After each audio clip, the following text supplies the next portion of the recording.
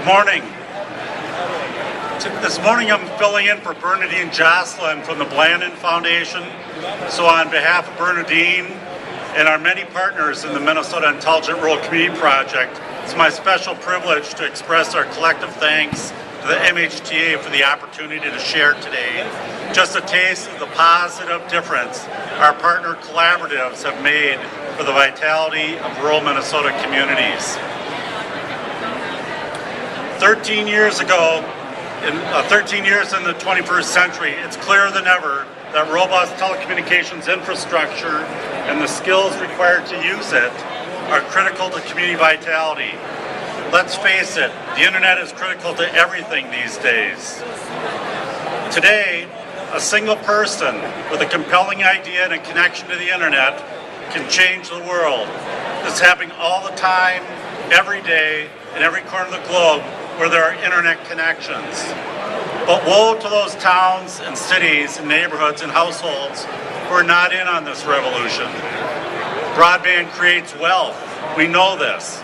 Earlier this month at a broadband conference in Dallas, Michael Renders, fiber to the home consultant researcher, said that a house with fiber to the home connections is worth $5,500 more because of that broadband connection.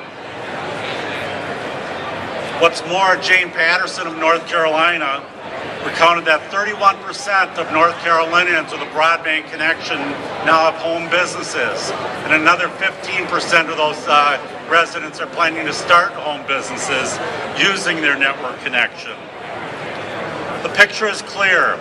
As reported by the National Agriculture and Rural Development Policy Center, low levels of adoption, providers, and broadband availability are associated with lower median income, higher levels of poverty, and decreased numbers of firms and total employment. Increases in broadband adoption result in higher levels of median income and total employment.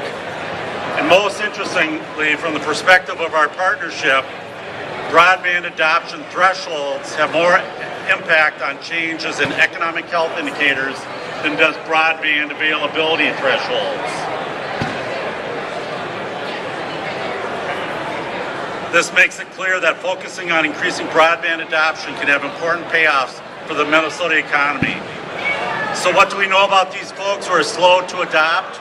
We know they have lower incomes, lower levels of education, are older, minorities, or live in rural areas.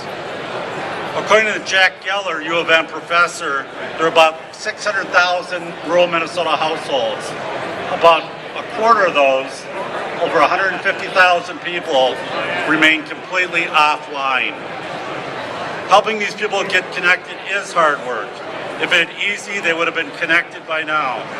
The barriers are skills, tools, and affordability. As these data points and many others affirm, for people everywhere, rural communities especially, broadband has become the indispensable infrastructure for the 21st century, just as roads, rails, and telephones were in the earlier. We know that people live where they can make a living, and broadband access makes it possible for people to make a living anywhere, provided they know how to use it. And so in 2010, Blandon Foundation made the decision to partner with other willing institutions in 11 rural communities across the state to apply for federal stimulus dollars to implement the Minnesota Intelligent Rural Communities Initiative, what we call MERC. MERC was one of only 44 federal broadband adoption grants through the stimulus. Project partners provided $1.5 million in matching funds for a total project of $6.5 million. We spent that over 3 years, ending this month. We took a comprehensive approach to rural Minnesota broadband adoption. It's designed to reach people through education, training, technical assistance, and by removing barriers to broadband adoption. MERC targeted small business, local governments, community education programs, libraries, and social and health service providers with a special emphasis on and underserved populations, really focusing on those who are unconnected. We supported the energy, ideas, and imagination of our community partners to promote broadband adoption, job growth, and wealth creation. It was a thrill for everyone involved, including me, that the results of our work were recognized at the 2012 Techni Award for Innovative Collaboration of the Year. At its heart, NERC was about helping create the culture of use that enables and encourages business owners and entrepreneurs, students and their parents and teachers, public sector employees, and the publics they serve to use broadband-enabled technology to make their dreams for a more prosperous and inclusive future come true. Here's a snapshot of what some of our partners achieved. We met and surpassed all of our performance goals. A couple of the highlights off this dashboard: PCs for People, where their booth is located right on the other side of the curtain here, refurbished over 2,000 computers, almost doubled their project goal, and distributed them to low-income families across Minnesota. Doesn't seem like a refurbished computer would be that driving force that can make people get online, but lack of a device is a large barrier. With a goal to stimulate 38,000 new broadband subscriptions above the previous trend line, we achieved almost 150% of that goal. And over 31,000 hours of technology and digital education and training delivered to almost 9,000 individuals and 2,000 small businesses, helped them capitalize on the opportunities broadband can bring. Our 11 demonstration communities completed nearly 100 community projects, including projects in telehealth, distance education, digital inclusion, e-commerce, e-government, and so on. And today there are over 60 public Wi-Fi hotspots in rural towns that previously had little or no public access.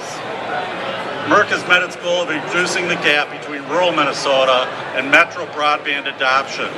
And what's more, broadband adoption in participating communities grew close to 15% faster than the rest of rural Minnesota as a whole. To top it off, rural Minnesota today is well ahead of the rest of rural America in broadband adoption.